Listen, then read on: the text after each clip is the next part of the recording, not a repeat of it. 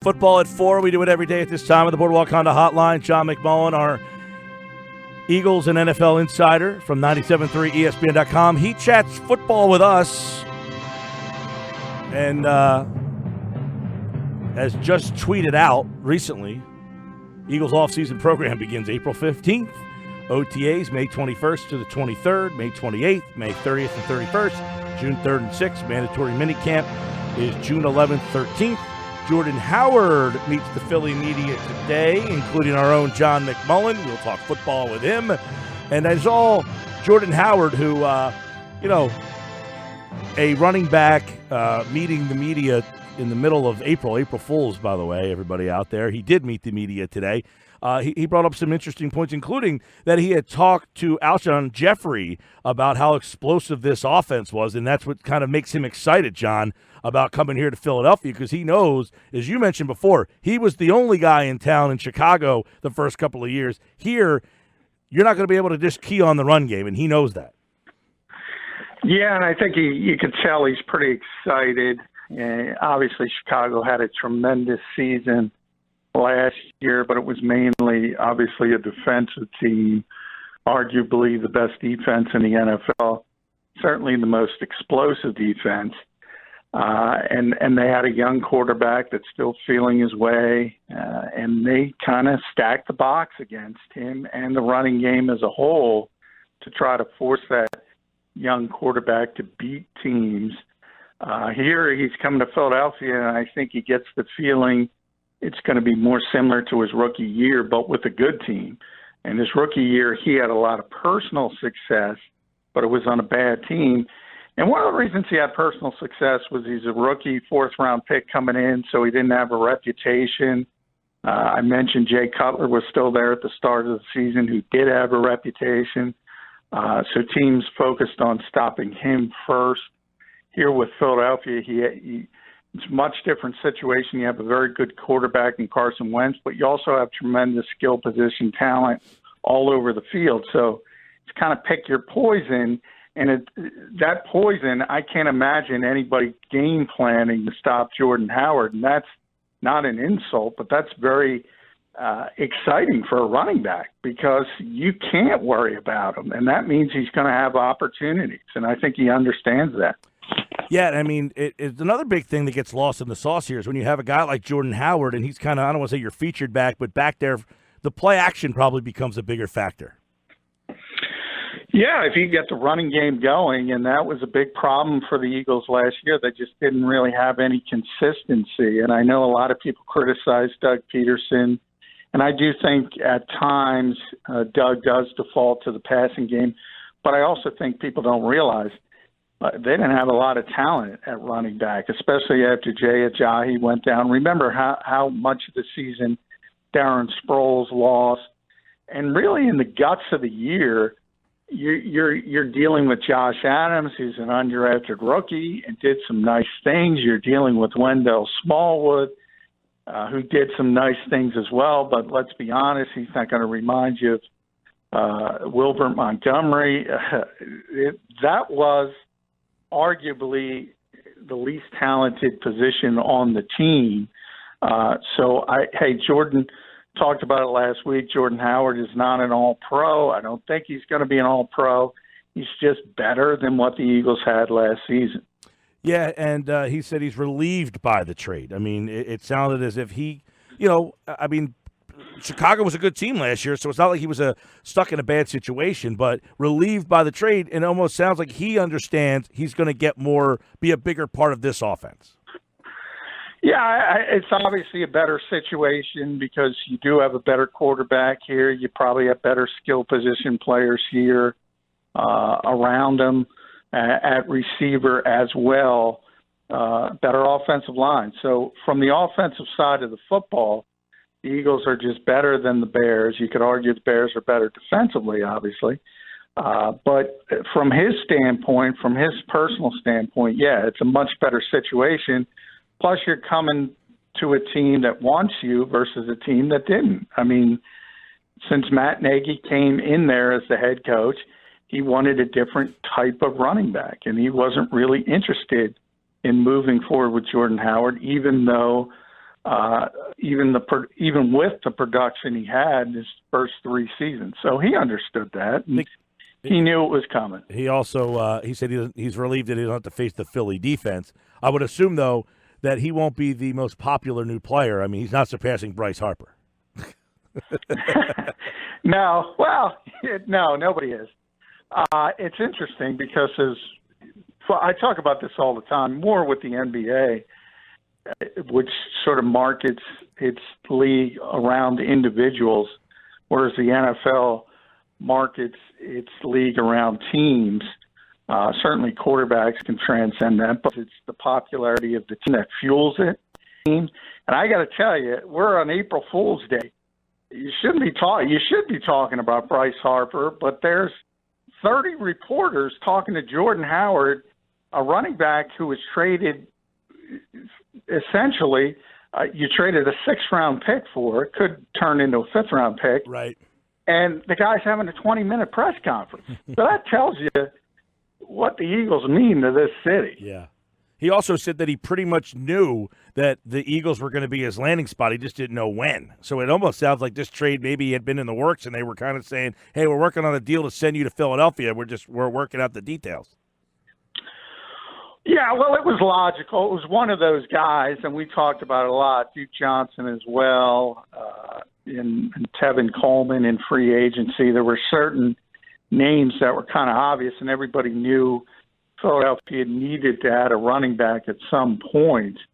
Not only a veteran, they're probably going to add another running back in the draft. But I think a lot of it was from a standpoint the Eagles had interest early on, but they also had interest in Tevin Coleman. Once that went in a different direction, I think it moved from the back burner to the front burner. So there was always interest, and his agent was informing him, look, the Eagles have the most interest, so that would be the likely landing spot. Ended up to be correct.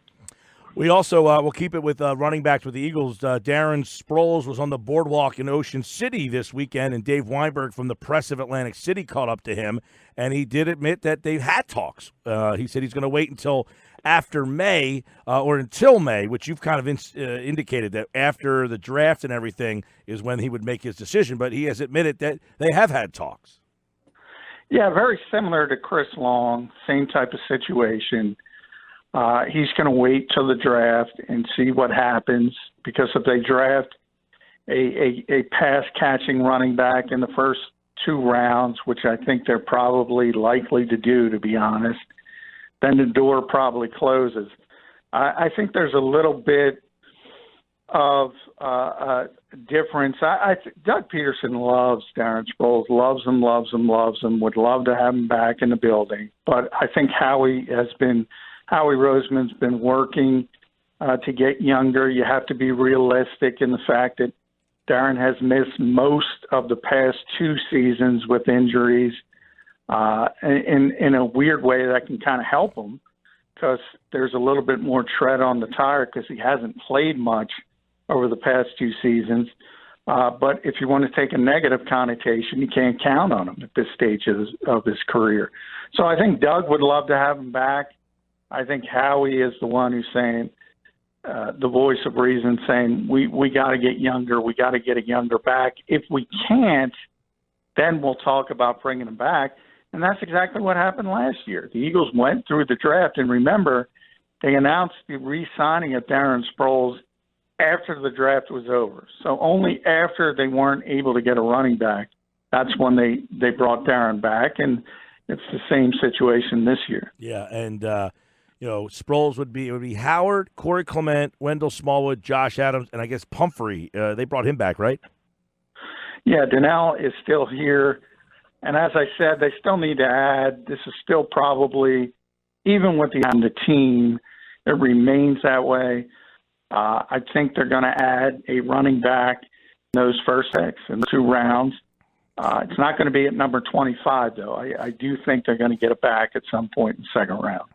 All right, so some Eagles news today with Jordan Howard meeting the media. Said he was relieved by his trade to the Eagles and, expects to have a bigger role here and probably will be a much better fit in this offense than he was in that Chicago offense, which is what we talked about last week on the show. So the Eagles kind of get their back here with Jordan Howard. And obviously, they, at this point, do you think they cleaned up, pretty much finished up with free agency and stuff, adding players until the draft? Well, I'm never going to say they've obviously high-profile players, but if you've seen them over the past 2 years, this is where they always add sort of valuable signings. You can look at when they signed LeGarrette Blount a couple of years ago. That came in May. Think about Corey Graham came in August a couple of years ago. So they're always adding. Patrick Robinson, Chris Long were late signings when they originally came in. But it's certainly not going to be a splash. Brett Jones was a guy they were interested in. He used to play for the Giants as the replacement for Stefan Wisniewski, but he re-signed today with the Vikings. But they'll add a body or two. Howie's always looking, and this is the time where you can find valuable additions, and they're not going to cost you very much. If there's still depth that needs to be added, where is that around? Well, that's what the draft. They've done a very good job of addressing all their obvious needs with, if you think about Malik Jackson at defensive tackle, Deshaun Jackson at speed receiver, Jordan Howard at running back, bringing Jason Peters back on the offensive line. Mm-hmm. Those were the obvious needs before free agency began and the new league year began. So they've done a very good job to the point where they no longer have to reach for anything, and they can have an ability to look at the deep positions in this draft. And to me, it's looking more like offensive line or defensive line at number 25. They still need depth on the offensive line. They need depth on the defensive line. They need another linebacker. They need another running back.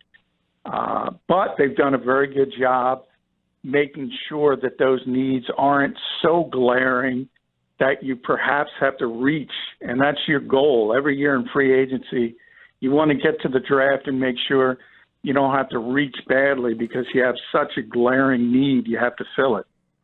John McMullen at JF McMullen today. You write at 973ESPN.com that you were trying to make some sense out of the Eagles' silly season. And this is that time of the year where the draft and people are trying to figure out, what are you going to do at number 25 and all that kind of stuff. So take us inside the mind of JF McMullen on how you're trying to make sense of what Howie Roseman's doing here. Well, you always look at who the Eagles are looking at and visiting at the various pro day visits, which are probably more important. So as I mentioned, I encourage everybody to go read the article. We've got 15 visits so far, 16 today. Montez Sweat is going to come in. He's an edge rusher, but I don't think he's going to be anywhere close to 25, so that's kind of pie in the sky. So you kind of look at who their top 30 visits indicate. You want to ask a prospect questions, and you want to see something about that particular prospect. Not always about first-round guys. Could be late draft. Could be even priority draft guys. But it does indicate more often than not at least a cursory interest. So I have all 15 names listed that they brought in that's been publicized to this point. And you can kind of get a feel by the positions. And the positions are what I just mentioned, offensive line, defensive line, and along with safety, which is another position they addressed in free agency with Andrew Sandeo. So they've done a very good job of as I said, sort of plugging the dam and making sure no need is so obvious you have to, mess up your back reaching for a pick longer, way before he should be going. And I think the Eagles have done that, and that's why it centers in on those offensive line and defensive line guys. By the way, Tom Brady on Twitter today announced he was retiring, April Fool's, but he got a heck of a lot of action on that account out of nowhere, and he joined Twitter, said he was going to retire. Of course, he's not, so I guess the speculation begins, John. I can't believe everybody falls for it, but they do. Tom did a good one. Tom's got a better personality than people give him credit for. He's always busting you-know-what at times. Yeah, absolutely. I think he had last time I checked, he was up to 30,000 followers on that thing. And he never tweets. He'll probably get up to 3 million before people realize he's not going to tweet again until next April 1st. I want to get to some of this stuff from the Browns are making a lot of news. Odell Beckham, he said this trade may be the best thing that ever happened to him. Can you imagine anyone saying that going to Cleveland the best thing, especially leaving New York to go to Cleveland? I don't know.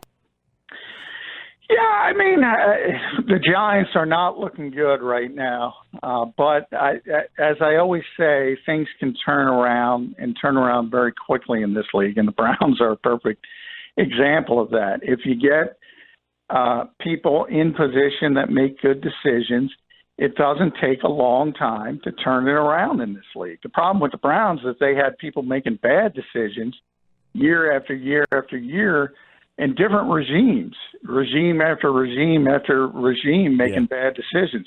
They finally got John Dorsey in there, who's making good decisions.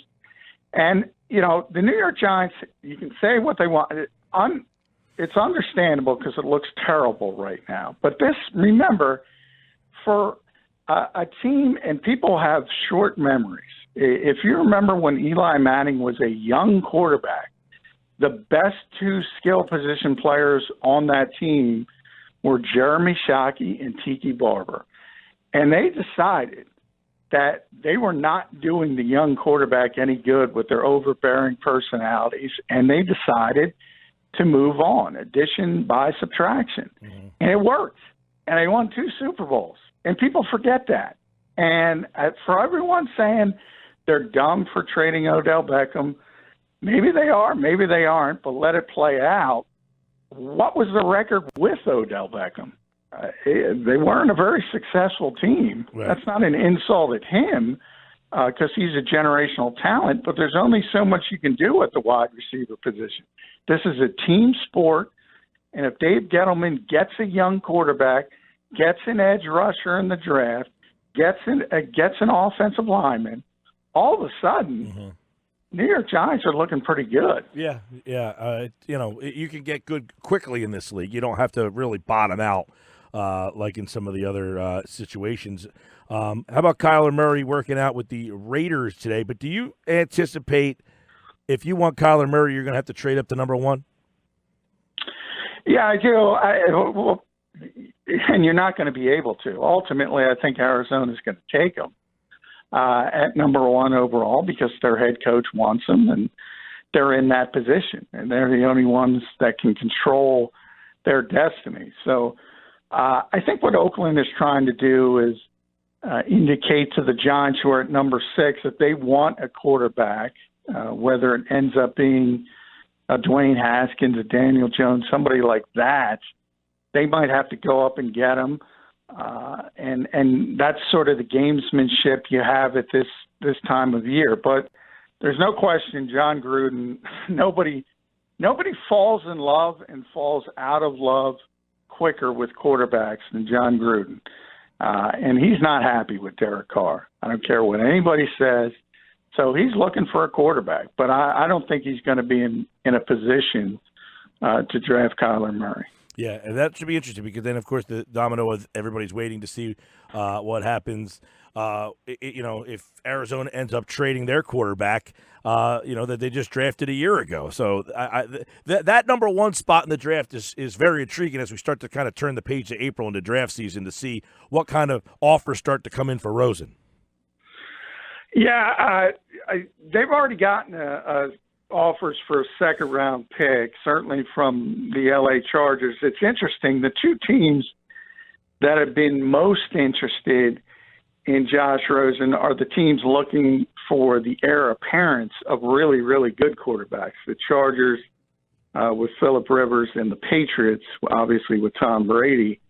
And the 2 most obvious teams to me would be the Giants and the Redskins. But quarterbacks are an interesting animal because it's about, do you like a particular guy? And just because other teams may like him doesn't mean you like him. Perfect example of that is the Cleveland Browns last year.